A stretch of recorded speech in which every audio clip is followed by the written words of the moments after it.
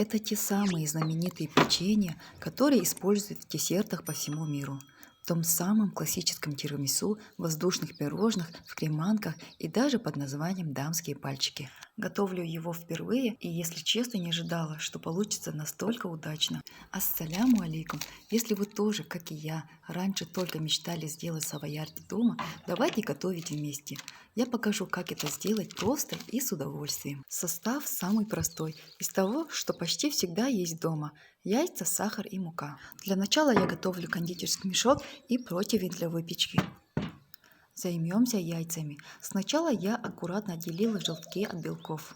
Главное, чтобы в белки не попал желток и чтобы все миски были абсолютно сухими. Это важно, чтобы белки хорошо взбились. Чем свежее яйца, тем легче отделить желтки от белков. Они более плотные и меньше рвутся. Если боитесь, что желток лопнет, лучше сначала отделите яйцо в отдельную маленькую миску, а потом уже добавляйте к остальным белкам. Пока вы смотрите это видео, напишите, пожалуйста, в комментариях, из какой страны вы меня смотрите. Просто интересно, в каких странах тоже любят савоярди. Давайте соберем географию в комментариях. Кстати, вы знали, что савоярди делают без разрыхлителя? Я раньше думала, что без него ничего не поднимется. Напишите, с чем вы обычно подаете эти печенья. У нас дети любят просто макать молоко. В желтки добавляем половину сахара. Это примерно 75 граммов. Теперь взбиваем. Масса должна посветлеть, стать пышной и гладкой. Я взбивала миксером около 4 минут.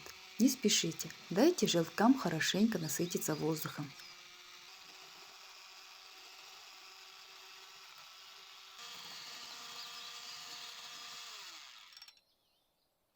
Вот так должны выглядеть наши желтки после взбивания. Теперь займемся белками. Добавляем к белкам оставшуюся половину сахара. Сначала взбиваем на средней скорости, потом увеличиваем обороты. У меня ушло на это около 5 или 6 минут. Взбиваем до крепких пиков, когда белки держат форму. Если даже его перевернуть, не стекают и не падают.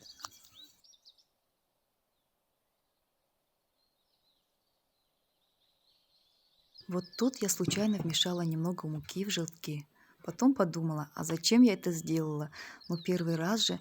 Если вы тоже иногда добавляете что-то на автомате, поставьте лайк. Я не одна такая, правда? Не судите строго, я делаю это впервые и немного напутала. Но как видите, все равно получилось вкусно. А теперь соединяем белки с желтками.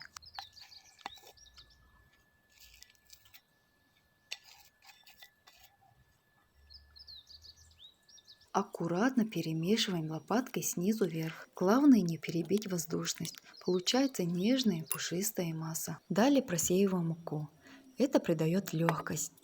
Вводим ее в тесто 2-3 захода. Снова аккуратно мешаем снизу вверх. Вот здесь главное не торопиться. Я мешала очень аккуратно, чтобы не выпить воздух. В итоге масса должна быть однородной, но при этом воздушной. На этом этапе она напоминает очень нежный бисквит, легкий, как облако. Если все сделали аккуратно, масса не осела, значит вы на верном пути. Теперь главное не мешкать. Такое тесто долго не стоит. Его нужно сразу отсаживать. Наше тесто готово. Теперь переложим в кондитерский мешок. Но если у вас нет мешочка, то можно использовать обычный пакет с отрезанным углом.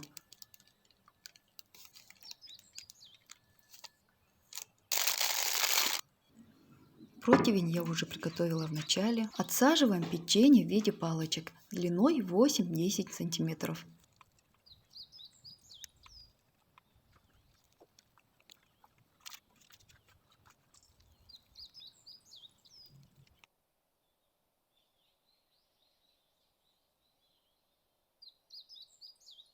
Сверху присыпала сахарной пудрой.